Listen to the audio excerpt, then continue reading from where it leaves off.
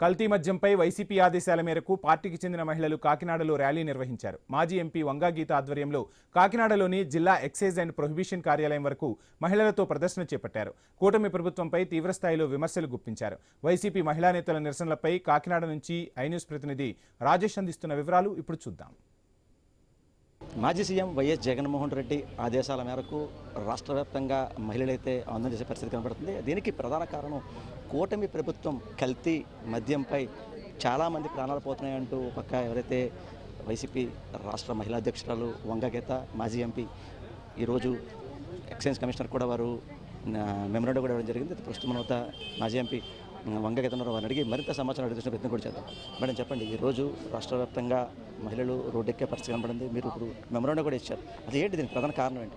దీని ప్రధానమైన కారణం మొన్న ఎన్నికల ప్రచారంలో భాగంగా కూటమి పార్టీలు మూడు కలిసి చేసిన ప్రచారం. గత ప్రభుత్వంలో జగన్ గారి హయాంలో జరిగిన మద్యం పాలసీని విపరీతంగా దుష్ప్రచారం చేసి మేము అధికారంలోకి వస్తే చాలా బాగా చేస్తామనే విధానంలో చెప్పి, అంటే చాలా బాగా చేస్తారంటే మేము ఏమనుకున్నామంటే ప్రజల ప్రాణాలకు ఇబ్బంది లేకుండా ఒక పద్ధతి ప్రకారం నడుస్తుందేమో అనుకున్నాం. కానీ వచ్చినప్పటి నుంచి చూసినట్లయితే ఒకటి సరే, పాలసీలో పాటలు పాడుకున్నవారు కూడా, కన్నీళ్లు పెట్టి పాడుకున్న వాళ్ళు కూడా ఉన్నారు, చాలా రకాల ఇబ్బందులు పెట్టారు. అవి పక్కన పెడితే ఎక్కడ పడితే అక్కడ విపరీతంగా బెల్ట్ షాపులు. ఎప్పుడు ఏ ప్రభుత్వం అయినా సరే మద్యానికి ఒక టైమింగ్ పెడతారు. ఎక్కడైనా అరకొర ఎవరైనా తీసి 10 తర్వాత 9 తర్వాత అమ్మితే వాళ్ళ మీద చర్యలు తీసుకుంటారు. అలా కాకుండా అదరైజ్డ్గా వదిలేస్తారు. స్కూల్ పక్కన మద్యం, గుడి పక్కన మద్యం, బడి పక్కన మద్యం, కాలేజీ పక్కన మద్యం, ఎక్కడ పడితే అక్కడ మద్యం విపరీతంగా ఉంది. ఈ విపరీతమైన ఇది మేము ఎక్కడికక్కడ ఎప్పటికప్పుడు ప్రభుత్వానికి మేము దృష్టిలోకి తీసుకొస్తా ఉన్నాం. అయినప్పటికీ కూడా ఈ ప్రభుత్వం చేమకుంటున్నట్టు కూడా లేదు. అది కాకుండా ఇప్పుడు ఈ విపరీతమైన కల్తీ మద్యం వల్ల ప్రాణాలు కోల్పోవడం జరిగింది రాష్ట్రంలో. అంటే ఇది మీరు దాచిపెట్టుకోవచ్చు, కానీ ప్రజలు గమనిస్తూనే ఉంటారు.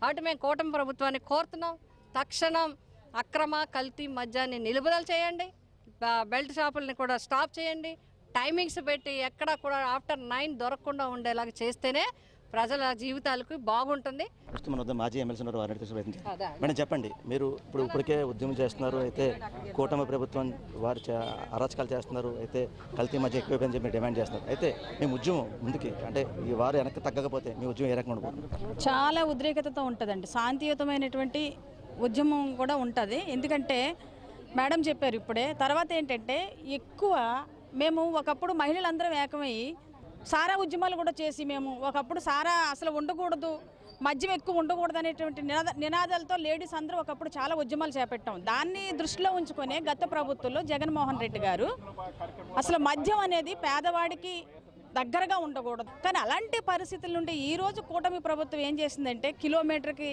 దూరంగా, కిలోమీటర్ కూడా ఉండట్లేదు మద్యం షాప్కి.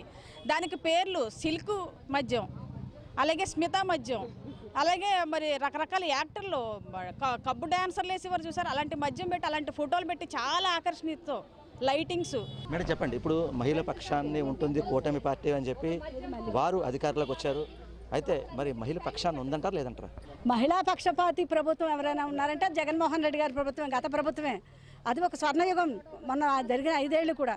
వీళ్ళ మహిళా పక్షపాతాన్ని ఎలా చెప్తారండి? మహిళల్ని మోసం చేసి సూపర్ 6 అని చెప్పి మహిళలు మోసం చేసి అధికారంలోకి వచ్చిన వాళ్ళు, మహిళల మాన ప్రాణాల్లో రక్షణ లేకుండా ఎన్నో మనం సంఘటనలు చూసాం ఈ ఏడాదిగా. అలాగే ఈ కల్తీ మద్యం వల్ల మహిళలే ఎక్కువ నష్టపోతున్నారు. ఎందుకంటారా? ఈ కూలీ నాలీ చేసుకునే వాళ్ళందరూ కూడా ఆ కష్టార్జితంతో తాగి అక్కడే చనిపోతున్నారు. అప్పుడు ఆ కుటుంబానికి ఎవరు రక్షణ? ఇలాంటి వాళ్ళ మహిళా పక్షపాతి అని చెప్పడానికి ఈ అక్రమ మద్యాన్ని ఎలా అరికట్టాలా? వీళ్ళకి మనకు అక్రమ మద్యం ద్వారా చనిపోయిన వాళ్ళకి ఖచ్చితంగా ప్రమాదాలు జరిగిన వాళ్ళకి ఎక్స్గ్రేషియా వీళ్ళకి కూడా ఇవ్వాలని మేము డిమాండ్ చేస్తున్నాం. వెనక్కి తగ్గకపోతే ఇక్కడ ఖచ్చితంగా మేము ఇంకా ఉద్యమం మరింత ముందుకెళ్తామని చెప్పి ఇక్కడ మహిళలైతే వాపోయే పరిస్థితి. ఇదే కూడా తాజా పరిస్థితి. కెమెరా సతీష్తో రాజేష్, ఐ న్యూస్, కాకినాడ జిల్లా, కాకినాడ.